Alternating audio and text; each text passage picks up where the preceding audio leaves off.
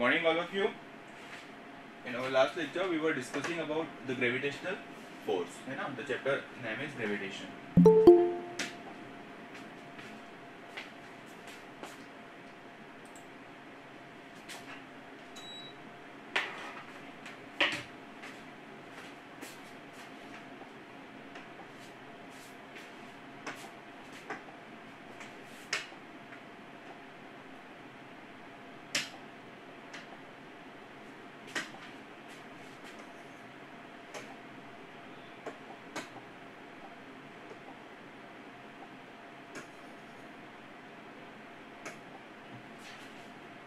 तो हमने स्टार्ट किया था चैप्टर ग्रेविटेशन. ग्रेविटेशन के अंदर हमने पढ़ा था what is gravitational force, how does it work and what is the formula related to the gravitational force. बताइए क्या होता है ग्रेविटेशनल फोर्स.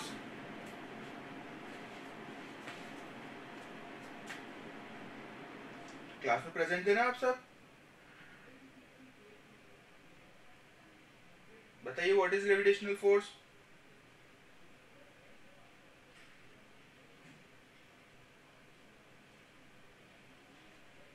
ग्रेविटेशनल फोर्स आवाज आ रही है सबको. The force applied by two objects attracting each other. Okay. The force of attraction between any objects, है ना, between any object is called as a gravitational force. अगर हम बात करें अर्थ की ग्रेविटेशनल फोर्स की, तो each and every object is attracting towards the surface of the earth. Each and every object is attracting towards the surface of the earth due to the force. That force is called as a gravitational force. तो अर्थ का gravitational force क्या होता है हमारा, जो सारी की सारे ऑब्जेक्ट्स है वो सबकी सब कहाँ पे मूव करना चाह रहे हैं, अर्थ की सरफेस की तरफ मूव करना चाह रहे हैं. फॉर एग्जांपल ये मार्कर है, अगर इस मार्कर को हम छोड़ दें, अभी हमने पकड़ के रख रखा है, जैसे हमने छोड़ा क्या हमने कोई फोर्स लगाया, नहीं, हमने कोई एक्सटर्नल फोर्स नहीं लगाया, लेकिन फिर भी ये मार्कर कहाँ जा रहा है हमारा, अर्थ की सरफेस की तरफ जा रहा है, नीचे की तरफ जा रहा है. So each and every object is attracting towards the surface of the earth. This force is called as the Earth's gravitational force. ये हमारा अर्थ का ग्रेविटेशनल फोर्स है. लेकिन अगर हम बात करें टोटल ग्रेविटेशनल फोर्स की, ओवरऑल ग्रेविटेशनल फोर्स की, तो it is a universal force. ये हर दो ऑब्जेक्ट्स के बीच में है. अगर कहीं पे आपके दो ऑब्जेक्ट्स हैं, फॉर एग्जांपल मान लीजिए टेबल है, टेबल पे एक पेन है और एक मार्कर है, तो इन दोनों ऑब्जेक्ट्स के बीच में भी ग्रेविटेशनल फोर्स लग रहा है आपका. इस मार्कर और इस टेबल के बीच में, इस पेन और इस टेबल के बीच में भी ग्रेविटेशनल फोर्स लग रहा है. इस टेबल का अर्थ के साथ में भी ग्रेविटेशनल फोर्स लग रहा है. तो gravitational force is a universal force which works each and every point of the universe. अगर आप मून पे जाएंगे तो वहां पे भी ग्रेविटेशनल फोर्स जो है वो काम करेगा. तो ये था हमारा ग्रेविटेशनल फोर्स का कंसेप्ट. नाउ क्वेश्चन था हमारा कि अगर सर ग्रेविटेशनल फोर्स जो है वो हर दो ऑब्जेक्ट्स के बीच में लगता है, तो फिर ये मार्कर और ये पेन एक दूसरे को अट्रैक्ट क्यों नहीं कर रहे हैं, ये एक दूसरे से कोलाइड क्यों नहीं कर रहे हैं, इन दोनों के बीच में भी फोर्स ऑफ अट्रैक्शन लगना चाहिए. तो इसका क्या रीजन दिया था हमने, ऐसा क्यों नहीं होता है सर क्योंकि अर्थ का पावर ज्यादा है. Very good. अब भाई साहब अगर मान लीजिए इन दोनों के बीच में फोर्स ऑफ अट्रैक्शन लग रहा है, तो इस पेन का अर्थ के साथ में भी ग्रेविटेशनल फोर्स होगा, इस मार्कर का भी अर्थ के साथ में ग्रेविटेशनल फोर्स होगा. तो ये जो फोर्स ऑफ अट्रैक्शन है ये बहुत ज्यादा है, बहुत ज्यादा है. इसका भी अमाउंट जो है वो बहुत ज्यादा है. तो जब इन दोनों फोर्सेस की वैल्यू बहुत ज्यादा है as compare to the force between pen and the marker, तो ये दोनों एक दूसरे को कम अट्रैक्ट करेंगे as compare to the pen and marker is attracting towards the surface of the earth. अब ऐसा क्यों होता है, क्यों पेन और मार्कर के बीच में फोर्स कम लग रहा है और पेन और अर्थ के बीच में, मार्कर और अर्थ के बीच में फोर्स ज्यादा लग रहा है, ऐसा क्यों?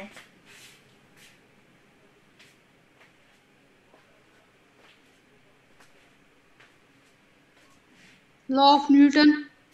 लॉ ऑफ न्यूटन जो कि क्या कहता है, लॉ ऑफ न्यूटन क्या अर्थ कहता है, का ग्रेविटेशनल फोर्स बहुत ज्यादा है. ग्रेविटेशनल फोर्स ज्यादा है. क्यों ज्यादा है भाई, अर्थ और पेन के बीच में ग्रेविटेशनल फोर्स ज्यादा है पेन और पेन के कंपैरिजन के, क्यों? क्योंकि दोनों पेन ग्रेविटेशनल फोर्स मतलब अर्थ के ग्रेविटेशनल फोर्स से कर रहे हैं, इसलिए वो इधर नहीं जा सकता. हाँ, तो मुझे रीजन बताइए ना कि ये अर्थ का जो ग्रेविटेशनल फोर्स है वो ज्यादा है. चलिए ये तो पता है हमें कि भाई यहाँ पे ये जो फोर्स ऑफ अट्रैक्शन है अर्थ के साथ में वो बहुत ज्यादा है as compare to the force. Earth का मास ज्यादा है ना, इसलिए. Very good, that is the concept, that is the concept कि हमारा फोर्स का फॉर्मूला क्या था, एफ ऑफ जी क्या था, ग्रेविटेशनल फोर्स का फॉर्मूला बताइए.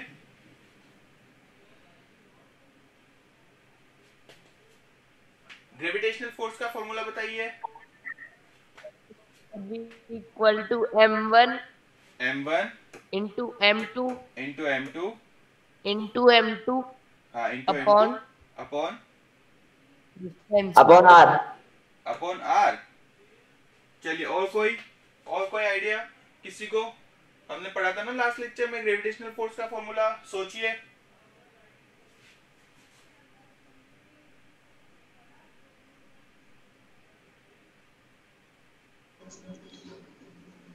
F is equals to proportion on y. Proportional on y. No sir, m1 into m2 upon r. F of g is proportional to m1 m2 upon r. r। और सोचिए, और थोड़ा सा सोचिए।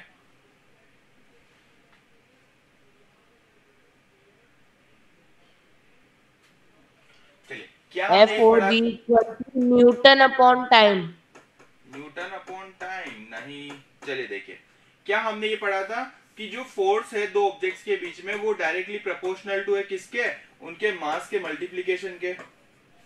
क्या हमने ये भी पढ़ा था कि अगर एफ ऑफ जी जो है वो इनवर्सली प्रोपोर्शनल टू है आर स्क्वायर के? आर के नहीं, यहाँ पे क्या आएगा? आर स्क्वायर आएगा। हमने दिया था ना एग्जांपल कि जब हम डिस्टेंस को 2 टाइम्स कर देंगे, अगर हम डिस्टेंस को 2 टाइम्स कर देंगे तो फोर्स जो है वो क्या हो जाएगा? 4 टाइम डिक्रीज हो जाएगा। पढ़ा था हमने कि जब हम दो ऑब्जेक्ट्स के बीच में डिस्टेंस को 2 टाइम्स कर देंगे तो फोर्स जो है वो हमारा 4 टाइम्स डिक्रीज हो जाएगा। क्यों? क्योंकि नीचे आपका 2r नहीं आएगा, यहाँ पे क्या आएगा? r का स्क्वायर आएगा। तो जब हम डिस्टेंस को 2 टाइम्स इंक्रीज करेंगे तो फोर्स जो है वो 4r स्क्वायर 4 टाइम्स जो है वो डिक्रीज हो गया। तो यहाँ पे f ऑफ g जो है वो इनवर्सली प्रोपोर्शनल टू किसके होता है? r स्क्वायर के होता है। किसके होता है? r स्क्वायर के। तो इन दोनों को हमने कंबाइन किया था और उसके बाद हमने लिखा था कि f of g is proportional to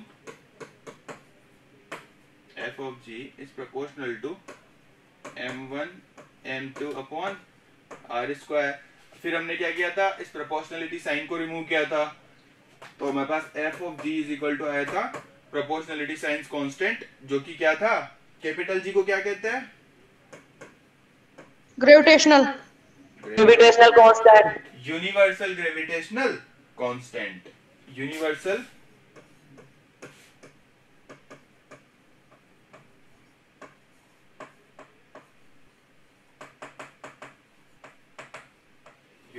gravitational constant. ठीक है, तो ये था हमारा ग्रेविटेशनल फोर्स का बेसिक्स और फॉर्मूला। उसके बाद हमने निकाला था कि कैपिटल G जो है उसकी यूनिट क्या होगी, ये भी हमने कैलकुलेट किया था। बताइए कैपिटल G की यूनिट कैसे निकाली थी हमने? कैसे निकाली थी?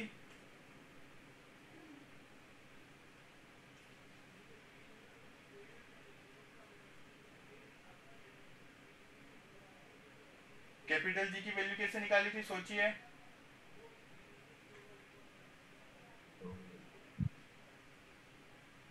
m square by kilo square। r square upon kilo square, नहीं तो सोचिए और सोचिए थोड़ा सा। न्यूटन एम स्क्वायर और किलोग्राम स्क्वायर।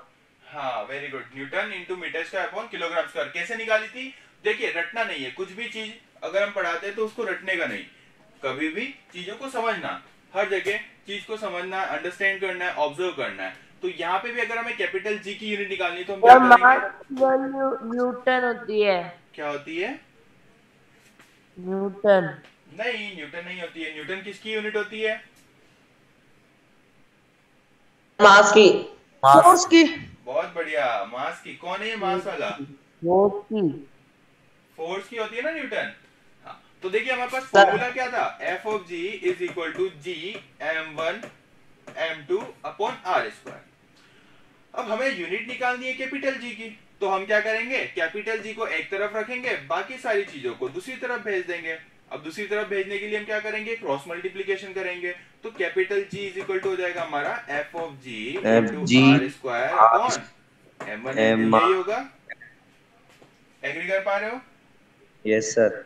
अब देखो यूनिट निकालनी है जी की, तो अब हम क्या करेंगे, यूनिट रखेंगे इन सारी क्वांटिटीज की। तो फोर्स की यूनिट क्या होती है? न्यूटन। न्यूटन। आर स्क्वायर क्या बता रहा है हमें? मास स्क्वायर। नहीं, आर स्क्वायर डिस्टेंस डिस्टेंस का स्क्वायर बता रहा है। अब डिस्टेंस को हम किस में मेजर करते हैं? मीटर के अंदर। तो ये क्या हो जाएगा हमारा? मीटर का स्क्वायर हो जाएगा, क्योंकि यहाँ पे भी स्क्वायर है भाई। आर का मतलब क्या हो गया? आर को हम ऐसे लिख सकते हैं आर इंटू आर, तो आर इंटू आर, तो आर ये भी मीटर में, ये वाला आर भी मीटर में, मीटर मिल करके किलोग्राम स्क्वायर हो जाएंगे। तो ये हो गया हमारा मीटर स्क्वायर। नीचे देखिए मास M1 ये किस में मेजर होगा? किलोग्राम। M2 भी हमारा किलोग्राम में मेजर होगा। Kilogram into kilogram square. हमारी यूनिट आ जाएगी newton mass is newton metre square. Newton into metre square पर kg2 किलोग्राम kg स्क्वायर। तो ये हमारी यूनिट हो गई किसकी? कैपिटल जी की। कैपिटल जी की यूनिट होती है हमारी यूनिट ऑफ कैपिटल जी, मतलब कि universal gravitational constant. Gravitational constant. Very good. Unit of universal gravitational constant. अब हमारा नेक्स्ट टॉपिक जो है वो है कि अब हम रिलेशन निकालेंगे कैपिटल जी और स्मॉल जी के लिए। अब यहाँ पे क्वेश्चन अगर होता है कि सर स्मॉल जी क्या होता है, बहुत अच्छा कॉन्सेप्ट है, ध्यान से समझिएगा। नेक्स्ट जो हमारी टर्म है वो हम पढ़ेंगे स्मॉल जी के बारे में। अब स्मॉल जी क्या होता है, ध्यान से समझना। देखिए, जब भी किसी ऑब्जेक्ट को हम फ्री फॉल कराते हैं, फॉर एग्जांपल एक ये ट्यूब है, इस ट्यूब के ऊपर अभी हमने क्या लगा रखा है? अपने हाथ से फोर्स लगा रखा है। तो ये ट्यूब जो है वो h हाइट पे है, अर्थ की सरफेस से h हाइट पे है। जैसे हम इसे छोड़ते हैं, ये कहां पे जाती है? नीचे की तरफ जाती है। तो जब ये ट्यूब हमारी नीचे की तरफ जा रही है, वो क्यों जा रही है? ग्रेविटेशनल फोर्स के कारण जा रही है। तो जब भी कोई ऑब्जेक्ट मोशन करता है अंडर द ग्रेविटेशनल फोर्स, तो यहाँ पे मोशन हो रहा है। अब मोशन हो रहा है तो उसकी जो वेलोसिटी है वो कंटिन्यूअसली क्या होती है? बढ़ती जाती है। वेलोसिटी कंटिन्यूअसली बढ़ती जाती है, चेंज होती जाती है। ठीक है, अब ये किसके कारण हो रहा है? हमारा ग्रेविटेशनल फोर्स के कारण हो रहा है, एफ ऑफ जी के कारण हो रहा है। और इसका मास क्या है? हमारा m मास है भाई। इसका मास होगा, कुछ ऑब्जेक्ट है तो उसका कुछ मास होगा। तो यहाँ पे अगर हम बात कर रहे हैं फोर्स की, तो हमने लास्ट क्लास के अंदर पढ़ा था कि फोर्स जो होता है उसका फॉर्मूला होता है मास इंटू एक्सेलरेशन। पढ़ा था हमने। F is equal to mass. सबसे ज्यादा ताकत किस में होती है? मास में होती है। F is equal to ma। m means to say mass, a means to say acceleration. तो F is equal to ma हमने ये फॉर्मूला पढ़ा था लास्ट लेक्चर्स के अंदर, लास्ट जो हमारा चैप्टर था उसके अंदर मोशन वाले में। तो यहां से अगर हम निकालें तो ग्रेविटेशनल फोर्स को हम क्या लिख सकते हैं? F of g can be written as mass of the object m, acceleration a। अब ध्यान से देखिएगा, यहाँ पे एक्सेलरेशन किसके कारण आ रहा है? हमारा ग्रेविटेशनल फोर्स के कारण आ रहा है। तो यहाँ पे एक्सेलरेशन को हम a से ना दिखा करके किससे दिखाएंगे? g से दिखाएंगे। स्मॉल जी से दिखाएंगे। क्यों? क्योंकि यहाँ पे एक्सेलरेशन ग्रेविटेशनल फोर्स के कारण हो रहा है, तो हम स्मॉल जी से दिखाएंगे। तो यहाँ पे हमारा ग्रेविटेशनल के कारण फोर्स कितना हो जाएगा? m इंटू जी। क्या हम f ऑफ g को mg भी लिख सकते हैं? m क्या है? मास ऑफ द ऑब्जेक्ट। g क्या है? Gravitation, acceleration. क्लियर हुआ कंसेप्ट? Yes sir. तो अब हमारे पास फोर्स के दो फॉर्मूला आ गए। पहला फॉर्मूला तो कौन सा था हमारा? f of g is equal to m1 m2 upon r square. और दूसरा फॉर्मूला क्या आ गया हमारे पास? m इंटू जी। तो ये हो गए हमारे पास दो formula for the gravitational force. अब यहाँ पे क्वेश्चन अगर होता है कि सर ये कैपिटल जी की वैल्यू क्या थी हमारी? ये कांस्टेंट है। अगर ये कांस्टेंट है तो इसकी कोई पर्टिकुलर वैल्यू होगी। तो कितनी वैल्यू बताई थी हमने इसकी?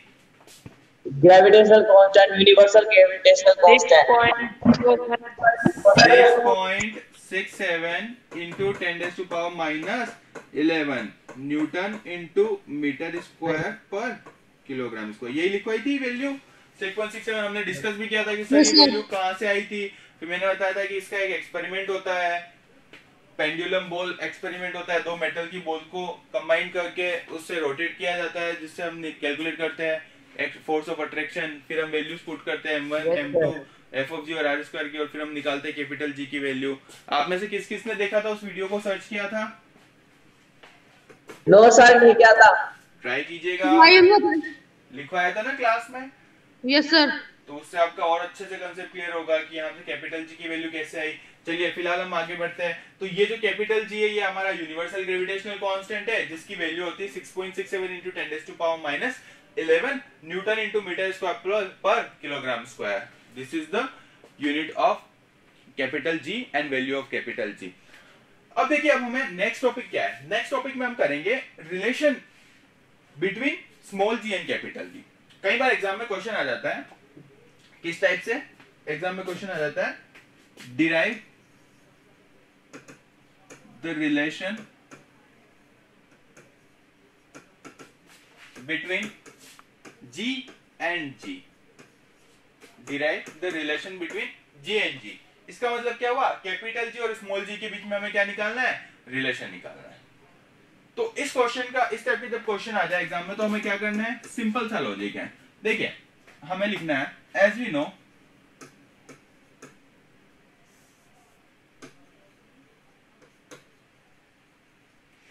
f of g is equal to g m1 m2 upon r square, equation number 1, because and also f of g is equal to m1 into g। ये दोनों चीजें हमें पता है, यहां तक सबको क्लियर है? Yes sir. Yes sir. अब देखिए, ये भी ग्रेविटेशनल फोर्स है, ये भी हमारा ग्रेविटेशनल फोर्स है। तो क्या दोनों के लेफ्ट हैंड साइड हमारे सेम है? दोनों इक्वेशंस के लेफ्ट हैंड साइड वाले पार्ट सेम है। अगर लेफ्ट हैंड साइड वाले पार्ट सेम है तो क्या राइट हैंड साइड वाले पार्ट भी सेम होंगे? Yes sir. तो जब राइट हैंड साइड वाले पार्ट भी सेम होंगे तो हम दोनों को क्या कर सकते हैं, कंपेयर कर सकते हैं। तो यहां पे हम लिखेंगे comparing equation 1 with equation second. तो क्या लिख सकते हैं हम यहाँ पे, g is equal to m1 m2 upon r square is equal to m1 into g. अब देखिए, क्या इस m1 से m1 को हम कैंसिल कर सकते हैं? Yes sir. तो हमारे पास क्या बचेगा, हमारे पास बचेगा small g is equal to capital G m2 upon r square. This is the relation between capital G and small g. Is it clear to everyone? Yes yes sir. Yes sir. चलिए अब हम बात करते हैं unit of small जी। देखिए, ये जो small जी है ये क्या बता रहा है हमें, एक्सेलरेशन बता रहा है। एक्सेलरेशन ही तो बता रहा है ग्रेविटेशनल फोर्स के कारण। तो एक्सेलरेशन की यूनिट क्या होती है हमारी, मीटर पर सेकेंड स्क्वायर। मतलब ये फॉर्मूला तभी सही होगा जब इसकी यूनिट भी क्या आएगी हमारी, मीटर पर सेकेंड स्क्वायर। सही है ना? अगर ये यूनिट आ जाएगी तो फॉर्मूला हमारा सही है, नहीं तो कहीं ना कहीं गलती है। तो चेक करते हैं कि क्या हमारी यूनिट मीटर पर सेकेंड स्क्वायर आ रही है। लेट्स सी कैसे चेक करेंगे। फिर से वही वाला प्रोसीजर यूज करेंगे, जो जो क्वांटिटीज दे रखी सबकी यूनिट पुट करेंगे। तो G इज इक्वल टू हमारे पास कैपिटल G है, कैपिटल G की यूनिट क्या निकाली थी अभी हमने, न्यूटन इंटू मीटर स्क्वायर पर किलोग्राम स्क्वायर। यही निकाली थी, यही निकाली थी ना हमने। Yes sir. चलिए ये हो गई कैपिटल जी की। साथ ही साथ हमने क्या Yes, निकाली sir. थी, मास m2 मतलब कि किलोग्राम। ठीक है, और नीचे की तरफ क्या है हमारा, नीचे की तरफ है r स्क्वायर मतलब कि मीटर स्क्वायर, यही है। Metre square. चलिए देखते हैं, newton metre square into kilogram divided by kilogram square into metre square. Metre square से मीटर स्क्वायर गाय खा गई, किलोग्राम से किलोग्राम की पावर गाय खा गई। क्या बचा हमारे पास, हमारे पास बचा न्यूटन अपॉन किलोग्राम। सर ये तो गलत आ रहा है, यहाँ पे हमें तो चाहिए था मीटर पर सेकेंड स्क्वायर, यहाँ पे तो आ रहा न्यूटन पर किलोग्राम। तो ये तो गलत है ना सर। हाँ यस सर। गलत है? Yes. सर हाँ, सर क्या हुआ? क्या कह रहे हैं आप? मीटर पर सेकंड स्क्वायर किलो। न्यूटन पर सेकंड स्क्वायर। आवाज कट रही है आपकी, फिर से बोलिए। न्यूटन की जगह पे आप मीटर लिख सकते हैं। आवाज नहीं आ रही है, एक बार फिर से कीजिए कोशिश। सर न्यूटन की जगह पे अपन मीटर लिख सकते हैं और किलोग्राम की जगह पे अपन वो कर सकते हैं ना सर, न्यूटन इसलिए। की जगह पे मीटर कैसे लिख सकते हैं बताएंगे आप? न्यूटन तो हमारी फोर्स की यूनिट है, मीटर हमारी लेंथ की यूनिट है। चलिए देखिए, समझिए कैसे करेंगे अब इसे, ध्यान से देखना। कई बार बच्चे यही कंफ्यूज हो जाते हैं कि सर हमने जो आपने कहा था वही प्रोसीजर यूज किया, फॉर्मूला के अंदर इंडिविजुअल यूनिट पुट करी और हमारी यहाँ पे तो न्यूटन पर किलोग्राम आ रही, लेकिन आपने तो कहा था कि भाई एक्सेलरेशन जो है वो मीटर पर सेकंड स्क्वायर में होता है। तो टेंशन नहीं लेने का, सब ठीक है। कैसे? देखिए, क्या ये जो न्यूटन है ये फोर्स को रिप्रेजेंट कर रहा है? भाई न्यूटन जो फोर्स को तो रिप्रेजेंट करता है, फोर्स की यूनिट होती है ना न्यूटन। और फोर्स का फॉर्मूला क्या होता है हमारा? Mass into acceleration. होता है कि नहीं होता है? होता है। तो क्या हम न्यूटन की जगह किलोग्राम इंटू मीटर पर सेकंड स्क्वायर रख सकते हैं? भाई न्यूटन किसके इक्वल होता है? देखिए, a is equal to m a is equal to newton होता है। और एम ए का मतलब क्या होता है हमारा? किलोग्राम इंटू मीटर पर second square is equal to newton. तो क्या हम न्यूटन की जगह किलोग्राम इंटू मीटर पर सेकेंड स्क्वायर रख सकते हैं? Yes sir. बिल्कुल। तो यहां से हमारा फॉर्मूला आता है, यहां से हमारी यूनिट आती है। न्यूटन की जगह हम रखेंगे किलोग्राम इंटू मीटर पर सेकेंड स्क्वायर। डिवीजन में क्या है हमारा? किलोग्राम है, तो ये क्या हो जाएगा हमारा? किलोग्राम इंटू मीटर पर second square into kilogram. Kilogram से किलोग्राम गाय खा जाएगी, क्या बचा हमारे पास?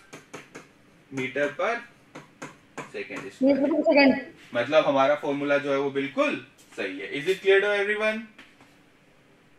Yes sir. आया मजा? Yes sir. चलिए, तो ये था हमारा basic about the relation between small G and capital G. Exam में कई बार ये क्वेश्चन आया हुआ है, तो आप इस पर ध्यान दीजिएगा जरूर से। इस पे बेस्ड न्यूमेरिकल भी आते हैं। तो ये था हमारा आज का टॉपिक। आज हमने देखा, जो लास्ट लेक्चर्स लिए थे उनका रिवीजन किया, ग्रेविटेशनल फोर्स क्या होता है, कैसे काम करता है, कहाँ पे काम करता है, फॉर्मूला क्या होता है, किस किस पे डिपेंड करता है, ये सब देखा। उसके बाद हमने देखा कैपिटल जी क्या होता है, कैपिटल जी की यूनिट क्या होती है, कैपिटल जी का मैग्नीट्यूड क्या होता है, कोई दो ऑब्जेक्ट्स टेबल पे रखे तो वो एक दूसरे से कोलाइड क्यों नहीं कर रहे हैं, भाई उनके बीच में तो ग्रेविटेशनल फोर्स लग रहा है। फिर उसके बाद हमने देखा कि फोर्स का दूसरा फॉर्मूला क्या हो सकता है, तो वो आया हमारे पास F is equal to M G. फिर हमने देखा कि हमारे पास फोर्स के दो फॉर्मूलाज आ गए, एक हो गया Gm1m2/r², दूसरा हो गया हमारा m इंटू जी। तो दोनों की दोनों ग्रेविटेशनल फोर्स है, तो दोनों को हमने कंपेयर कर दिया, दोनों को कंपेयर किया तो हमारा m1 से m1 कैंसिल आउट हो गया और small g is equal to m2/r² into capital G आ गया। तो मतलब हमारा रिलेशन आ गया स्मॉल जी और कैपिटल जी के बीच में।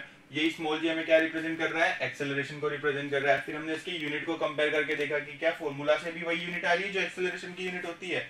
तो हमने देखा कि जी हाँ, जो यूनिट हमारी एक्सेलरेशन की होती है फॉर्मूला से भी वही यूनिट हमारे पास आ रही है। This is how we can say that this formula is exactly right. Okay, so this is what all about the gravitational force and the formula and the relation between G and G. In our next lecture, we are going to talk about the formulas of different equations based on the gravitation acceleration, as well as we are going to solve few numericals based on the gravitational force. ठीक है, किसी को कोई doubt हो तो आप message कर दीजिएगा। मिलते हैं अगली क्लास में। अभी पूछना है आज की क्लास का कोई डाउट किसी को? No sir. Okay, thank you.